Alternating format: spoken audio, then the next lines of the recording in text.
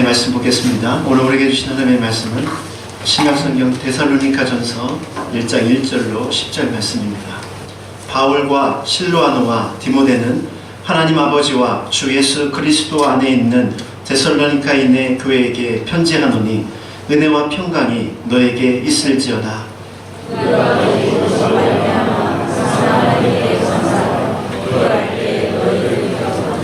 너희의 믿음의 역사와 사랑의 수고와 우리 주 예수 그리스도에 대한 소망의 인내를 우리 하나님 아버지 앞에서 끊임없이 기억하느니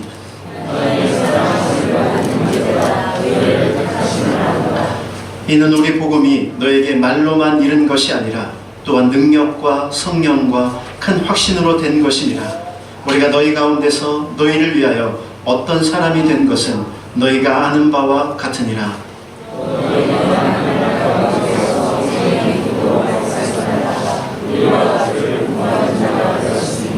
그러므로 너희가 마게도냐와 아가야에 있는 모든 믿는 자의 본이 되었느니라.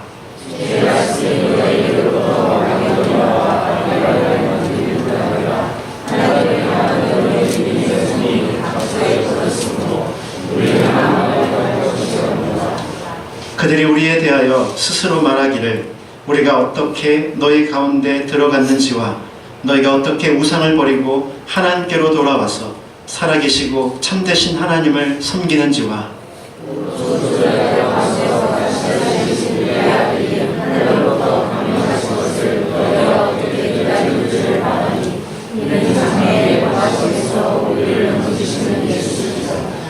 아멘. 우리는 신앙생활을 하다 보면 늘 종종 이렇게 이런 고민에 빠지는 순간이 있습니다. 그 고민이 무엇입니까? 내가 지금 바른 신앙생활을 하고 있는가? 나의 믿음은 바른 믿음인가에 대한 그런 고민입니다. 사실 처음 신앙생활 할 때는 그저 믿는 것 자체가 기쁘고 행복합니다. 근데 시간이 지나면서 차츰 내 자신 안에 있는 이 정체성에 대한 고민이 생기게 되는 것이죠. 어떤 면에서 보면 이것이 영적인 사춘기라 이렇게 볼 수 있습니다. 사춘기가 무엇입니까? 성인으로 가는 중간에서 자신의 삶의 부분들을 찾아나가는 순간이죠. 이 사춘기를 잘 지나면 성장하고 또 자신이 살아갈 삶의 목표를 분명하게 발견하게 되지만 이 사춘기를 잘못 지내게 되면 많은 시간을 허비하고 혼란 가운데 보내게 됩니다. 영적인 사춘기도 마찬가지입니다. 내가 바른 신앙의 삶을 살고 있는가? 이 질문에 대한 정확한 명확한 답을 가지고 있을 때 그는 그 답을 가지고 이제 신앙생활을 해가게 되지만 이 부분에 대한 명확한 답이 없으면 이제 긴 시간 혼란에 빠지게 되는 것이죠. 어떻습니까? 여러분은 이 질문에 서보신 적이 있습니까? 또한 여러분 이 질문에 대한 답을 얻으셨습니까? 어떻게 믿는 것이 바른 믿음이며 어떻게 살아가는 것이 바른 믿음의 삶일까요? 저는 오늘 좀 무거운 질문이지만 이 질문에 대한 답을 오늘 본문을 통해서 우리가 함께 살펴보고자 합니다. 먼저 데살로니가가 어느 곳인지를 한번 먼저 살펴보기를 원합니다. 이 데살로니가라는 이 지역은 원래 이름은 살로니가라는 그런 이름의 항구 도시였습니다. BC 167년에 로마가 이곳을 정복하면서 이제 마게도냐 전체 주의 수도로 삼은 지역이었죠. 내륙으로는 풍요로운 농경지가 있었고 그리고 육로와 해로가 바로 이곳에 있었기 때문에 이곳은 굉장히 풍성한 거대한 도시였습니다. 사실 이곳은 이 사도 바울과도 깊은 연관이 있는데요. 사실 사도 바울은 아시아의 복음을 전하고자 했습니다. 그런데 하나님께서 이 마게도냐 환상을 통해서 이제 아시아 선교에서 유럽으로 그의 선교 위치를 바꾸시죠. 그렇게 그 환상을 보고 넘어가서 첫 번째 사역을 했던 곳이 어디입니까? 우리가 잘 알고 있는 빌립보라는 곳입니다. 빌립보 성에서 그는 멋지게 사역을 하고 빌립보 성에서 16km 떨어진 이 데살로니가 지역으로 와서 사역을 하게 됐죠. 그런데 큰 포부를 가지고 다른 지역인 데살로니가로 왔지만 그러나 그에게는 불행이 닥쳐왔습니다. 데살로니가 지역에서 그에게 주어진 시간은 딱 한 달이었습니다. 4주만 그곳에서 사역을 할 수 있었죠. 그곳에서 계속 핍박과 어려움 때문에 그곳에서 머물고자 했지만 머물 수 없고 다른 곳으로 또 이동을 하게 됩니다. 이런 과정을 보면 데살로니가 교회가 딱 일주일, 이 한 달만 복음을 들을 수 있었고 사방으로도 굉장히 어려움이 있었기 때문에 굉장히 약하고 믿음이 불완전한 그런 교회처럼 생각이 되어지지만, 사실은 성경을 찾아보면 성경에 수많은 교회들이 등장하지만 데살로니가 교회처럼 가장 모범적이고 은혜롭고 소망이 넘치는 교회가 그렇게 흔치 않다는 것을 보게 됩니다. 사실 데살로니가 전서후서를 살펴보면 책망이 거의 드러나지 않고 다른 지역에 다른 교회에 오히려 모델이 되었다라고 그렇게 선포하고 있죠. 어떻게 그러면 이 데살로니가 지역이, 이 교회가 그런 모델스러운 교회가 될 수 있었을까요? 그들은 어떤 믿음을 가졌고 어떤 믿음의 삶을 살아가고 있을까요? 오늘 이 부분을 우리가 함께 살펴보므로 우리 자신의 삶, 바른 믿음과 믿음의 삶이 무엇인지를 함께 살펴보고자 합니다. 이 데살로니가 교회의 믿음의 특징은 믿음과 소망과 사랑이 균형 잡힌 그런 교회였고 성도였다는 것입니다. 믿음, 소망, 사랑 얼마나 많이 들었습니까?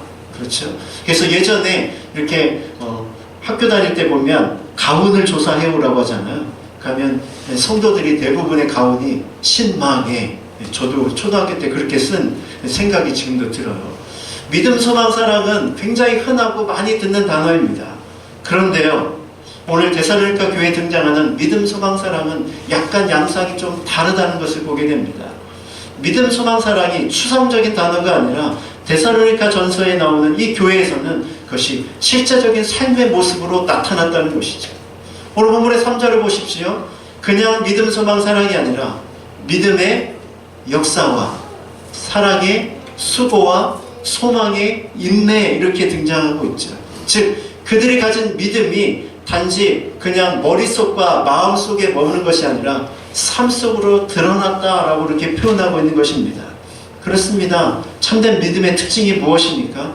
바른 믿음의 고백과 함께 바른 삶이, 균형 잡힌 삶이 바로 바른 믿음의 삶이죠.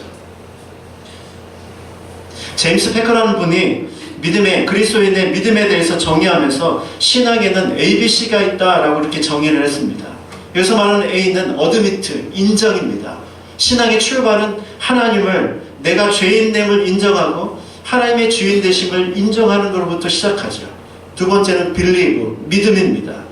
내가 죄인됨을 인정했다면 이제는 예수 그리스도의 주 되심을 인정하고 그분을 나의 구주로 믿는 것이죠. 세 번째는 무엇입니까? 컴패션, 고백이죠.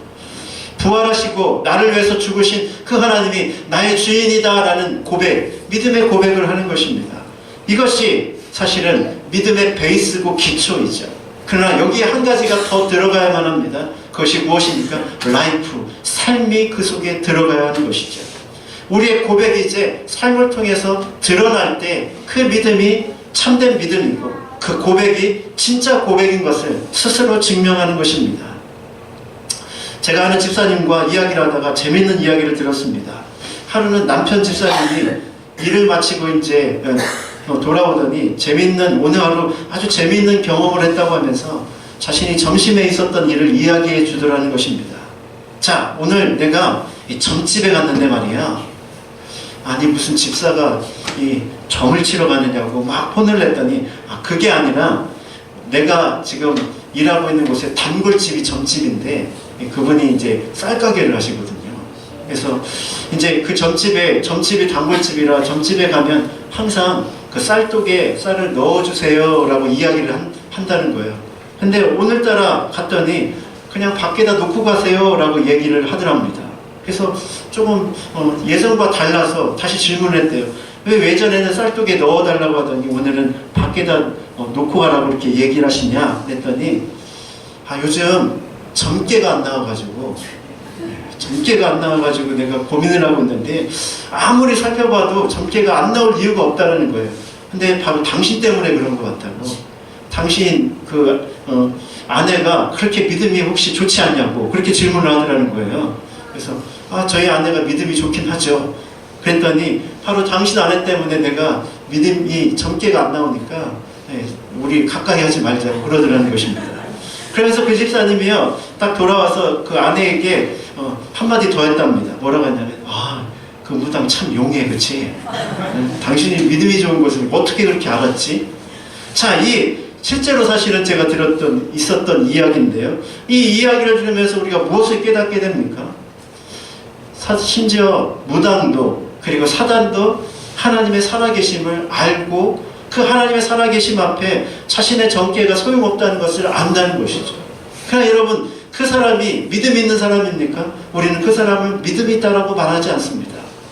하나님의 살아계심을 인정하는 것이 믿음이 아니라, 인정했다면 내 안에 소망이 없음을 인정하고, 그리고 하나님만이 나의 소망이 되심을 인정하고, 그 앞에 내 마음대로 살던 나의 삶을 포기하고 하나님을 의지하는 삶으로 나아가야 되죠. 그리고 하나님이 참된 소망인 것을 인정한다면 이제 그분과 동행하는 삶을 살아갈 때 그 사람이 믿음이 있다라고 그렇게 이야기하는 것입니다. 데살로니가 교회는 역사도 짧고 사단의 방해가 많았음에도 불구하고 어떻게 이렇게 믿음의 고백과 그 고백에 이어진 삶의 역사가 있는 그런 교회가 되었을까요? 저는 말씀을 준비하면서 좀 궁금해지기 시작했습니다. 그런데 그 답을 말씀에서 찾았습니다. 오늘 5절 말씀을 함께 볼까요? 같이 한번 읽어보겠습니다. 시작.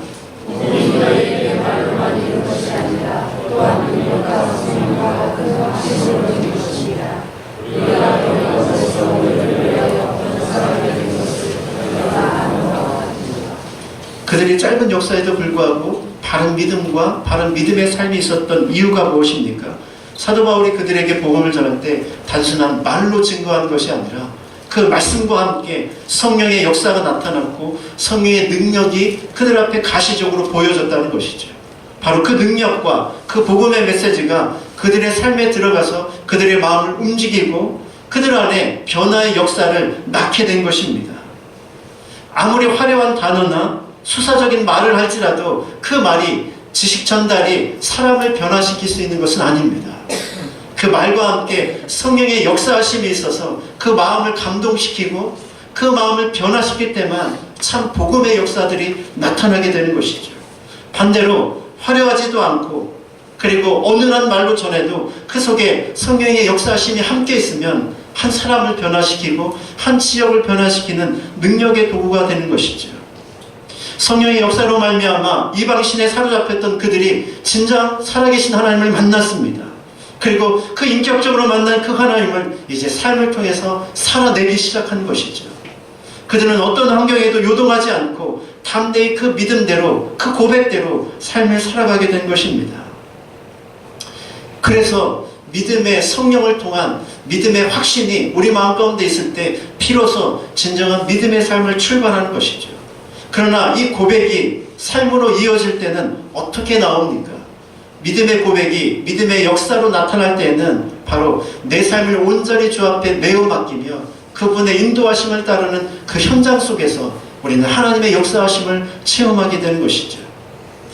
1800년대 나이아가라 폭포에서 안전 그물 없이 밧줄을 통해서 이 횡단을 하는 그런 일들이 시작이 되었습니다. 유명한 블로딘이라는 유명한 고개사가 있었는데요.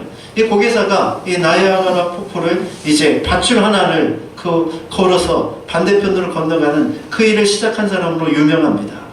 하루는 많은 사람들이 그날도 그 일을 한다는 소식을 듣고 찾아왔습니다. 또 그날은요 좀 특별하게 앞에 수레, 외바퀴 수레에다가 시멘트를 얹고 그곳을 횡단하겠다고 그렇게 호언장담을 했습니다. 사람들에게 질문을 던집니다. 내가 이 일을 할 수 있을 줄 당신들은 믿습니까? 하니까 모든 사람들이 믿는다라고 얘기를 했습니다. 그러자 그렇다면 오늘은 이 시멘트 대신 내가 이곳에 사람을 한 명 얹어서 건너갈 건데 이것도 할 줄을 믿느냐라고 질문을 던졌습니다. 그러자 그 앞에 있었던 기자 한 사람이 예, 확실히 믿습니다 라고 대답을 했죠. 그러면 당신이 지금 이 수레에 타고서 한번 건너가 보자 이렇게 이야기를 한 것입니다. 그러니까 주랭랑을 튀고 보이지 않았다는 거예요. 근데 호기 좋게 용기 있는 한 사람이 등장했습니다. 내가 한번 해보겠다 라고 하고 이제 그 사람이 이제 수레를 태워서 이제 건너기 시작했습니다. 그러자 이제 사람들이요, 도박꾼들이 이제 돈을 걸기 시작한 것입니다. 건널 수 있다, 건널 수 없다에 막 돈을 걸기 시작한 거죠. 이 게임은 이제 갔다가 다시 오는 것으로 끝나는 것으로 되어 있었습니다. 그런데 멋지게 수레를 끌고 반대편으로 건너갔습니다. 그리고 반쯤 다시 돌아오는 그 사이에 자기가 못 건너오겠다라고 돈을 받았던 사람이 심술이 나기 시작했습니다. 그래서 안전한 그 줄을 끊어버리고 말았죠. 그러자 이제 줄이 사정없이 이제 흔들리기 시작합니다. 그때 그 고개사가 그 수레에 있는 사람에게 이렇게 이야기를 했다고 합니다. 그 수레를 버리고 내 등에 업히라고 말입니다. 이 그림이, 이 사진이 그렇게 해서 업혀진 그림이거든요. 그 사람은 이제 결정을 해야 되겠죠. 수레에 타고 있을 것인가, 아니면 이 사람의 말을 들을 것인가. 그 사람은 이제 결단을 하고 수레를 버렸습니다. 수레는 하염없이 폭포를 향해서 떨어졌고 물보라와 함께 사라져 버렸습니다. 잠시 줄이 사정없이 흔들리다가 이 노련한 고개사는 숨을 죽이고 이제 다시 줄을 타기 시작했죠. 그 사람을 이제 뒤에 메고 이제 반대편까지 무사하게 건널 수 있었습니다. 이 사건을 통해서 우리에게 보여주는 것이 무엇입니까? 믿는 것과 믿음을 통해서 의지하고 맡기는 것과는 또 다른 문제라는 것이죠. 입술을 통해서는 얼마든지 우리가 하나님을 믿는다라고 말할 수 있습니다. 그러나 실제 삶 속에서 정말 하나님을 믿는 믿음, 즉 내 삶의 전체를 그분께 맡길 수 있느냐라는 것은 또 다른 문제가 될 수 있다는 것이죠. 진짜 믿음은 언제 등장합니까? 바로 정말로 절박한 위기의 순간 속에서도 내가 믿는 그 하나님 앞에 나의 전부를 걸고 그분의 인도하심을 따라가는 것, 그것이 바로 진짜 믿음이죠. 그런 면에서 보면 진짜 믿음은 우리 삶의 현실 속에서 드러나게 되어 있습니다. 그의 입술의 고백이 아니라 그의 삶의 모습을 통해서 삶의 진정한 하나님의 역사의 믿음을 우리가 발견할 수 있는 것이죠. 맡긴 만큼 우리는 믿음이 있는 것이고, 하나님께 나의 삶을 맡긴 만큼 나의 삶 속에서 우리는 하나님의 역사를 경험하게 되는 것입니다. 이런 살아있는 믿음이 있기를 주님의 이름으로 축원합니다. 두 번째 특징은 무엇입니까? 그들은 소망, 이 사랑에 대해서 이야기합니다. 참된 사랑이 그의 삶 가운데 나타나는 것이죠. 사랑보다 흔한 단어가 이 시대에 없는데요. 우리가 생각하는 사랑에 대한 가장 큰 착각은 사랑을 감정으로 생각하고 요즘에 유행하는 것처럼 호르몬으로 생각하는 것입니다. 사랑은 감정도 호르몬도 물론 그런 요소들이 분명히 있습니다. 그래서 사람들은 어떻게 합니까? 사랑의 감정이 유효기간이 6개월이다 이렇게 이야기를 하죠. 6개월이 지나면 사랑의 감정은 다 끝나버린다는 것입니다. 그렇다면 이것이 진정한 사랑일까요? 물론 사랑에는 감정도 있고 호르몬 작용도 있을 것입니다. 그러나 데살로니가 교회에 나타났던 사랑의 모습들은 어떤 모습입니까? 사랑의 수고다라고 이야기했습니다. 여기서 이 수고라는 단어가 노동이라는 단어입니다. 사랑에는 노동이 들어가 있다는 거예요. 노동, 희생과 헌신이 그 안에 들어있다는 것입니다. 사랑은 반드시 수고의 대가를 요구하고 수고의 대가가 없으면 그것은 진정한 사랑이 아니라는 것입니다. 주님을 사랑한다고 말하면서 주를 위하여 아무것도 하지 않는다면 그 사람의 사랑은 그냥 입술에 그치는 사랑이 끝난다는 것이죠. 진정한 사랑은 주를 위하여 수고하는 자리로 나아가는 것입니다. 그리고 진정한 사랑은 상대편이 행복할 때 그 안에서 기쁨을 얻는 것이 진정한 사랑이죠. 내가 기쁠 때 감정이 좋은 것이 아니라 나로 인하여서 내 앞에 있는 누군가가 행복해지는 것을 볼 때 그 수고가 다 잊어지고 그것으로 인하여 기뻐지는 것이 진짜 사랑의 속성이라는 것입니다. 어제 첫눈이 왔죠.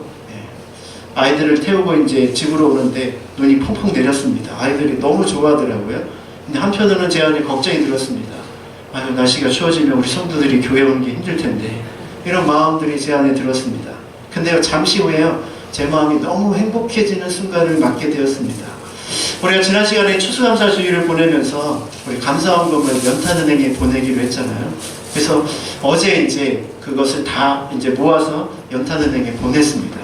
저희가요, 이번 추수감사 주일을 보내면서 연탄은행에 2,500장의 연탄을 기증을 했습니다. 안 놀라시네요. 한 장이 600원인데, 한 장당 600원인데, 한 2,500장 정도 되면 한 8가정, 9가정이 겨울을 이렇게 좀 따뜻하게 보낼 수 있는 정도의 그런 양이 됩니다. 그래서 마지막에 이제 송금을 딱 하면서 제가 느껴지는 게 밖에 막 눈이 오고 날이 점점 추워지는데 우리 성도들이 모은 이 정성들이 누군가에는 희망이 되고 누군가에는 따뜻한 겨울을 이렇게 보낼 것을 생각하니까 마음에 잔잔한 감동이 사실은 밀려오더라고요. 그러면서 제가 깨달은 것이 있습니다. 진짜 기쁨은 받는 데서 오는 것이 아니라 주는 데서 오는 것이구나. 사랑의 수고의 대가가 우리에게 진정한 기쁨으로 다가오는 것이죠. 사랑하는 자매 여러분, 그렇습니다. 사랑하는 사람은 그래서 희생함에도 불구하고 오히려 그 희생 속에서 행복을 찾는 것이죠. 이것은 꼭 그냥 교회가 기증하는 이런 일들뿐만 아니라 우리가 하는 일들 속에서도 마찬가지입니다. 가정과 직장의 일, 그리고 행하는 모든 교회 사역들이 사실은 노동이고 힘듦이죠. 그러나 그 노동 속에 사랑이 들어가 있으면 그 노동은 가치가 달라질 수 있다는 것이죠. 누군가 그랬습니다. 인생에서 가장 큰 노동이요, 가정노동이래요. 그래서 가정노동이 중노동이라고 이렇게 표현을 하더라고요. 근데 만약 그 중노동이 그냥 노동이라면 얼마나 수고롭고 힘듭니까? 그러나 내가 사랑하는 사람을 위해서, 나의 가족들을 위해서 하는 일이 되기 때문에 그 일이 가치가 있고, 그 일을 하면서 물론 힘들고 물론 어렵지만 그래도 그 일들을 우리가 묵묵히 해나가게 되는 것이죠. 교회 사역도 마찬가지지 않습니까? 직장의 일도 바쁘고 가정의 일도 바쁜데 교회 안에서 사역을 한다는 것이 얼마나 힘듭니까?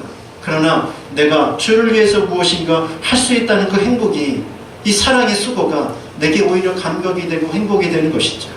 데살로니가 교회 성도들은 말로 하는 사랑이 아니라 수고와 노동을 통해서, 섬김을 통해서 진정한 사랑을 하고 있었다는 것입니다.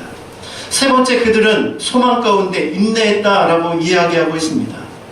참된 믿음의 특징이 소망 가운데 인내하는 것입니다. 그래서요, 좋은 믿음의 특징이 무엇인지 아십니까? 그것은 바로 견고함입니다. 어떤 상황에도 흔들리지 않는 것. 이 견고함이 어디서 올까요? 하나님을 믿는 믿음에서 옵니다. 그리고 미래적으로 보면 하나님께서 내 삶을 아름답게 인도하실 것에 대한 확신에서 결국 지금의 현실 속에서도 흔들리지 않고 견고해지는 것이죠. 특별히 데살로니가 교회에서는 이 장래에 하나님께서 다시 오실 그 날을 바라보라고 끊임없이 강조하고 있습니다. 지금 데살로니가 교회 성도들은 매우 어려운 시기를 보내고 있었습니다.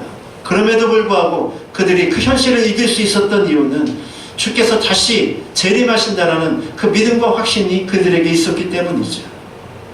우리가 살아가는 이 현실이 얼마나 막막하고 힘듭니까?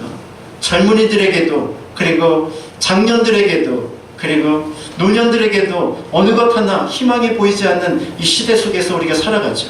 그러나 여러분, 그럼에도 불구하고 우리는 절망하고 낙심하는 것으로 끝나는 것이 아니라 소망을 보여주고 소망을 이야기하는 그 사람들 편에 우리는 서야만 합니다. 사람이 절망하는 이유는 환경이 어려워서가 아니라 소망을 잃어버렸기 때문입니다. 아무리 어려워도 소망이 있으면 그 사람은 그 어려움을 이겨내죠. 그러나 소망까지 잃어버리면 그 사람의 삶은 이제 아무것도 남는 것이 없는 것입니다. 여러분, 우리 삶을 한번 다시 한번 돌아보십시오. 지금까지 살아오면서 우리가 얼마나 숱한 어려움들을 겪으면서 살아왔습니까? 그때는 정말로 깜깜하고, 그때는 정말로 절망적이어서 아무것도 보이지 않았던 시절이 있었습니다. 딱 죽고 싶고 딱 포기하고 싶은 그 순간이 우리에게도 있었단 말이죠. 그러나 여러분, 지금 돌아보십시오. 그 순간도 다 지나갑니다.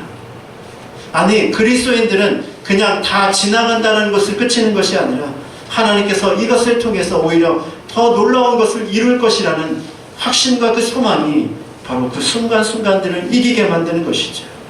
자꾸만 여러분들이 흔들려서, 삶이 흔들려서 소망을 잃어가지 않습니까? 다시 한번 주 안에서 소망을 회복하시길 바랍니다. 이 세상의 절망과 악을 끝내고 진정한 나라로 다시 오실 그 주님의 인도하심을 바라보고 오늘 하루 속에서도 소망을 말하고 소망으로 걸어가는 저와 여러분의 삶이 될 수 있기를 주님의 이름으로 축원합니다.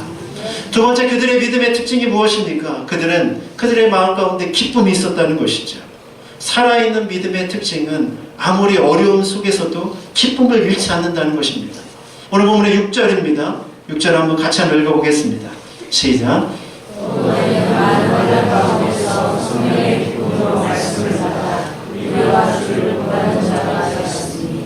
데살로니가 교회들은 많은 환난 속에서도 성령의 기쁨으로 말씀을 받았다라고 이야기하고 있습니다. 사실 유딘 피터슨의 분이 이제 이 부분을 이렇게 번역을 했습니다. 비록 말씀에 많은 어려움이 뒤따라왔지만 여러분은 성령으로부터 큰 기쁨을 얻을 수 있었습니다. 여러분은 기쁜 일에 따르는 고난도, 고난에 따른 기쁨도 받아들였습니다. 그래서 이 표현이 참 멋있더라고요. 기쁜 일에 따르는 고난도, 고난에 따르는 기쁨도 받아들였습니다. 우리 인생은 기쁨과 힘듦이 늘 번갈아가면서 찾아옵니다. 믿음이 없는 사람들은 기쁠 때 흥분하고 고난의 현장 가운데 낙심하게 되죠. 그러나 믿음 있는 사람의 특징이 무엇입니까? 고난 속에서도 기뻐하고 그리고 기쁨으로 고난을 이겨내는 것이죠. 이게 믿음의 사람의 특징이라는 것입니다. 잠시 잠깐 우리는 고난을 당할 수 있습니다. 그러나 하나님께서 우리에게 해주시는 진정한 기쁨은 영원히 잃어버리지 않는 것이죠. 환난 가운데서도 우리를 위로하시는 그 은혜 속에 우리는 기뻐할 수밖에 없고 그 환난을 통과한 후에 그 순간순간을 이기게 하신 하나님 때문에 또 감격하고 감사하고 기뻐하는 것입니다. 어떻습니까? 저와 여러분의 삶에 이런 성령으로 인한 기쁨이 여전히 살아있습니까? 믿음의 확신의 온도 그리고 성령이 주시는 기쁨의 온도가 어느 정도 올라가 있습니까? 밖에 추운 날씨 때문에 우리가 힘든 것이 아니라 우리 안에 그런 기쁨의 온도가 떨어지기 시작하면 우리는 내게 주어진 환경을 이겨낼 수가 없는 것이죠. 사랑하는 오늘 영역교회 성도 여러분, 우리가 늘 드리는 기도와 늘 드리는 예배, 늘 드리는 찬양이 아니라 하나님을 기뻐하는 기쁨 가운데 드리는 예배와 찬양, 기도가 되어야 하는 것이죠. 데살로니가 교회들이 가졌던 그 기쁨의 은혜가 바로 저와 여러분에게도 통일하게 부어지는 역사가 있기를 소망합니다. 찰스 스퍼트 목사님이 그의 책에서 이런 글을 남겼습니다.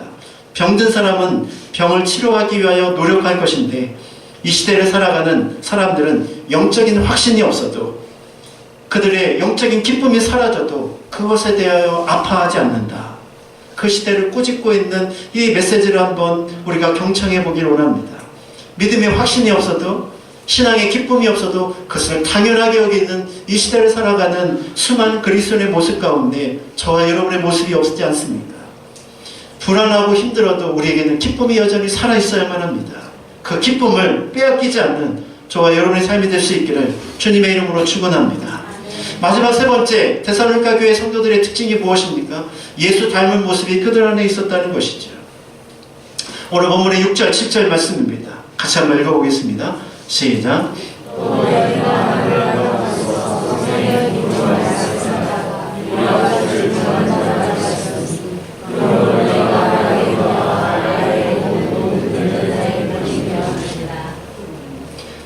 그들에 향해서 너희들의 아름다운 삶이 주변에게 영향력을 미치고 있다고 그렇게 이야기합니다. 이 재미있는 단어가요, 여기에 복 만든 자가 되었다라는 이 단어입니다. 이 단어가 어떤 뜻이냐면 망치로 두들겨서 새긴 자국이나 그 모형을 의미합니다. 쉽게 표현해보면 이 동전을 만들 때 어떻게 합니까? 밑에 모형을 먼저 놓고 그 다음에 금속을 놔서 찍어내잖아요, 그죠? 그럼 힘을 가하면 그 모양이 이제 그 금속에 이렇게 찍혀 나오죠. 바로 본받는다는 것이 무엇입니까? 바로 이것이죠. 하나님과 가까이 하면서 그 하나님의 모습이 나의 삶에 찍혀서 나오는 것입니다. 그러면 세상 사람들은 나를 통해서 하나님에 대해서 보게 되고 깨닫게 되는 것이죠. 놀라운 것은 데살로니가 교회의 모습들이 그와 같았다는 것입니다. 많은 어려움과 시련 속에서도 오히려 그들의 모습이 주변의 사람들에게 살아계신 하나님을 드러내는 그런 삶의 모습으로 나타났다는 것이죠. 진짜 믿음은 우리 삶의 현장 속에서 이런 하나님을 닮은 모습이 나타나는 것이 되어야만 합니다. 예를 들어서 성경 공부나 설교를 끝나면 어떤 분들은 이렇게 이야기합니다. 목사님, 은혜 많이 받았습니다. 라는 그런 이야기를 제가 종종 듣습니다. 그러나 여기서 말하는 은혜 받았다는 것이 무슨 의미입니까? 그 말씀에 도전을 받았다. 그 말씀으로 인하여 깨달았다라는 것입니다. 그러나 진짜 은혜는 어디에 있을까요? 그 깨달은 말씀을 삶의 현장 가운데 가지고 가는 것입니다. 사랑할 수 없는 사람을 품고 사랑하고 품을 수 없는 사람을 품고 사랑하는 그 현장 속에서 우리는 내 속에 그리스도가 찍혀서 그 사람들에게 보여지는 그런 삶을 살아가게 되는 것이죠. 내가 그리스도 안에서 변화되어지면 나로 말미암아 주변의 사람들을 또한 변화시켜 나갈 수 있는 것입니다. 데살로니가 교회가 그랬다는 것이죠. 그들은 자신의 믿음을 간신히 책임지는 정도의 수준의 삶이 아니라 확신 가운데, 기도 가운데, 믿음 가운데 그들의 삶의 모습을 보여주었습니다. 아까 얘기했던 믿음, 소망, 사랑의 모습들, 보여지는 그 모습들이 바로 그들 안에 세상 속에서 보여진 그리스도의 진정한 모습들이었죠. 사도 바울은 고린도전서 4장에 이렇게 이야기합니다. 내가 그리스도를 본받는 자 된 것 같이 너희도 나를 본받는 자가 되라. 사실 이 메시지가 얼마나 강력한 메시지입니까? 우리 가운데, 저와 여러분 가운데 사람들에게 나를 본받는 자가 되십시오 라고 말할 수 있는 사람이 어디에 있겠습니까? 그러나 사도 바울은 자신의 삶을 돌아보면서 그렇게 이야기하죠. 당신들은 나를 보면서 그리스도를 닮아가십시오. 우리가 자녀를 양육하고 그리고 우리가 세상 속에서 살아갈 때 우리는 어떻게 이야기합니까? 저 사람처럼 되어야 해 라고 말하지만 나처럼 되라고 말하는 사람은 그렇게 많지 않을 것입니다. 그러나 우리가 이제는 조금 바뀌어야겠습니다. 나처럼 닮아가라고 하기 위해서 우리는 몸부림치는 삶을 살아야 할 것입니다. 나의 자녀들에게도 물론 우리가 완벽할 수는 없지만 그러나 믿음의 삶을 최선을 다하여 경주하는 그 모습을 우리 자녀들에게 보여주어야 하고 그 자녀들 또한 그런 삶을 살아갈 수 있도록 그렇게 인도해야 할 것입니다. 그리스도를 본받는 그 삶의 모습들이 우리 안에 나타나고 드러날 때 세상은 우리를 통해서 하나님을 보게 될 것입니다. 마찬가지로 이 시대도 마찬가지지 않습니까? 이 시대 말씀에 대해서 교회에 대해서 이야기는 많이 되어지지만 그러나 세상이 보고 싶은 것이 무엇일까요? 진정한 교회의 모습들, 진정한 살아있는 사랑의 모습들을 세상은 보기를 원하는 것이죠. 그들도 우리를 통하여 도전받고 싶고 그들을 우리를 통하여 새로워지기를 원하는 것입니다. 그러나 우리가 세상에 보여지는 우리의 모습들은 어떻습니까? 그들과 별반 다를 것이 없다는 것이 우리의 가장 큰 비극이고 어려움이라는 것이죠. 이제 말씀의 결론을 내리기를 원합니다. 호수아비를 밖에 세워놓으면 처음에는 새들이 도망갑니다. 그러나 시간이 지나고 움직이지 않는 호수아비는 결국 새들이 와서 그 위에 와서 노래를 부르고 그 위에서 이제 놀기 시작하죠. 우리가 믿음의 삶을 살아갈 때 이렇게 죽은 믿음, 형식적인 믿음이 될 때 사단은 우리를 조롱하고 사단은 우리를 삼키려고 우리에게 달려든다는 것입니다. 죽은 나무는 푸른 잎도 없고 열매도 없습니다. 그리고 더 이상 자라지도 못하죠. 그러나 살아있는 나무는 결국 아무리 작게 자랄지라도 서서히 생명력이 있어서 자라게 됩니다. 믿음도 이와 같다는 것입니다. 죽은 믿음은 어떤 사람에게도 영향력을 주지 못합니다. 아무 유익이 없죠. 그러나 살아있는 믿음은 그것을 보는 사람들에게 소망을 주고 삶의 활력을 주고 나도 그렇게 되고 싶은 소망을 품게 만들죠. 이것이 바로 믿음의 생명력입니다. 이제 올 한 해도 딱 한 달 남았죠. 우리의 믿음을 새롭게 점검하시고 죽어버리고 형식적이고 말로만 앞서는 믿음이 아니라 내적인 확신과 그 확신에서 기인하는 삶의 변화된 모습을 통해서 세상에 새로운 도전을 줄 수 있는 저와 여러분의 인생이 될 수 있기를 주님의 이름으로 축원합니다. 함께 기도하겠습니다.